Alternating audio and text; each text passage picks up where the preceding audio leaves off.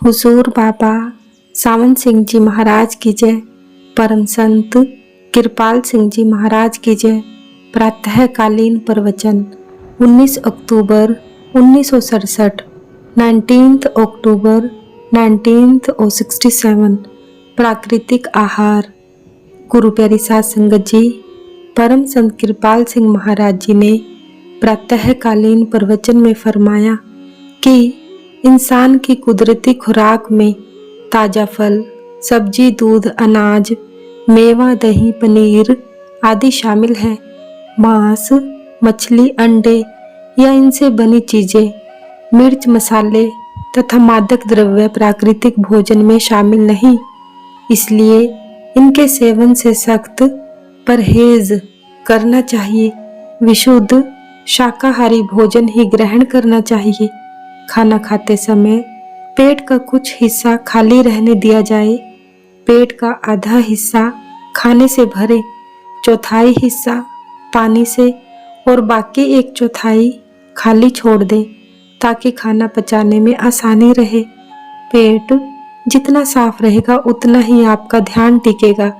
पेट ठीक रहे तो चित्त एकाग्र होने में बड़ी मदद मिलती है। पेट तभी ठीक रहेगा अगर उसे ठसाठस ना भरा जाए। थोड़ी भूख बाकी हो तो खाने से हाथ खींच लो। खाओ तभी जब जोर की भूख लगी हो। दिन भर चरते ना रहो। 2 बार खाना काफ़ी है, पर चाहो तो हल्का सा नाश्ता भी ले सकते हो। कभी कभी संत कहते हैं कि जो लोग परमार्थ में तरक्की करना चाहते हैं उन्हें दिन में केवल एक ही बार खाना लेना चाहिए। सो थोड़ा पेट खाली रहने दो। अगर ज़्यादा खाओगे तो वह सारा हजम नहीं होगा, और जो खाना हजम नहीं होगा वह स्वाभाविक है कि बीमारी पैदा करेगा। उतना ही खाओ जितना तुम आसानी से पचा सको। बेचारे पेट को कुछ आराम भी दो। देखो, एक बार का खाना 4 या 5 घंटों में हजम होता है। अगर आप ज़्यादा खाएंगे और बार बार खाएंगे तो पेट पर बहुत बोझ पड़ेगा और वह रोगी हो जाएगा। सादा शाकाहारी भोजन खाओ और उतना खाओ जितना स्वस्थ रहने के लिए जरूरी हो। अगर आप घर में नौकर रखें और लगातार 24 घंटे उसे काम ले तो वह भी आखिर कब तक काम करेगा। उसे भी आराम करने के लिए वक्त मिलना चाहिए। खाना हजम करने में पेट को 5 घंटे काम करना पड़ता है।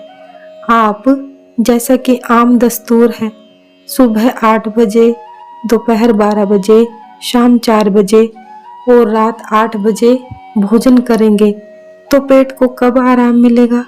सुखी जीवन का सार है सादा भोजन, सादा जीवन और उच्च विचार। सात्विक भोजन का बड़ा महत्व है। ज़्यादा खाओगे तो वह पचेगा नहीं। खुराक जो हजम हो वही ताकत देती है। जो खुराक हजम ना हो वह बीमारी पैदा करती है। सच पूछते हो तो लोग भूख से नहीं मरते, ज़्यादा खाने से भी मरते हैं। अनपचा भोजन शरीर में रोग और विकार पैदा करता है। इसलिए तभी खाओ जब भूख लगे और भूख से थोड़ा कम खाओ। समय के हिसाब या मात्र रस्म पूरी करने के लिए ना खाओ। आजकल हम खाते हैं घड़ी के अनुसार। हम कहते हैं खाने का समय हो गया, चलो नाश्ता या भोजन ले ले। हम ज़्यादातर बच्चे, बूढ़े, जवान यही कर रहे हैं। जितना संयम होगा सेहत उतनी ही अच्छी रहेगी। महापुरुष जीवन के सभी पहलुओं में हमारा मार्गदर्शन करते हैं।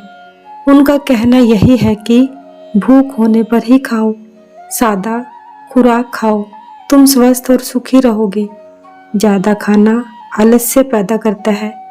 आप एकाग्रचित्त नहीं बैठ सकते, आपकी सोच स्पष्ट नहीं होती और आपके अंदर काम को निपटाने की बजाय उसे टालने की प्रवृत्ति पैदा होती है।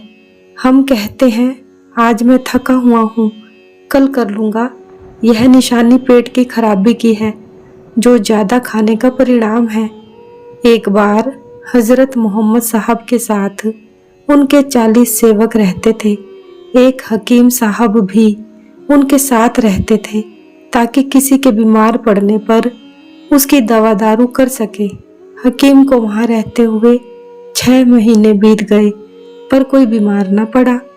आखिर वह हजरत मोहब्बत के पास गया और कहने लगा, हजरत, जब से मैं यहाँ आया हूँ कोई भी बीमार नहीं पड़ा। मैं सोचता हूँ मेरे यहाँ रहने का कोई फायदा नहीं। हजरत मोहम्मद ने उससे कहा, देखो भाई, जब तक सब लोग मेरी हिदायत पर चलेंगे बीमार नहीं पड़ेंगे। मैंने इनसे कहा है कि भूख से एक निवाला कम लो, भर पेट नहीं खाओ, और थोड़ी भूख बाकी हो तो खाने से उठ जाओ। दिन में सिर्फ 2 बार खाओ। सारा दिन डट कर काम करो, नमाज भी पढ़ो। अब अगर ये लोग मेरी बातों पर ध्यान रखेंगे तो यकीनन इनमें से कोई बीमार नहीं पड़ेगा। कहने को तो ये छोटी छोटी बातें हैं पर इनका जीवन पर बहुत असर पड़ता है। इसलिए तुम्हारी खुराक सादा हो, उसमें कोई मिर्च, मसाले, मांस आदि ना हो, और जरूरत होने पर ही खाओ। कम खाओ और थोड़ी भूख बाकी हो तो खाने से हाथ खींच लो। अगर इन बातों को जीवन में धारण करोगे तो हर काम स्फूर्ति से कर पाओगे, चाहे वह भजन सुमिरन का काम हो, शारीरिक परिश्रम हो या कोई और दुनियावी काम हो। सतगुरु महाराज की जय। सतगुरु तेरा ही आसरा, सच्चे पातशाह तेरा शुक्र है। जय गुरुदेव, जय गुरुदेव।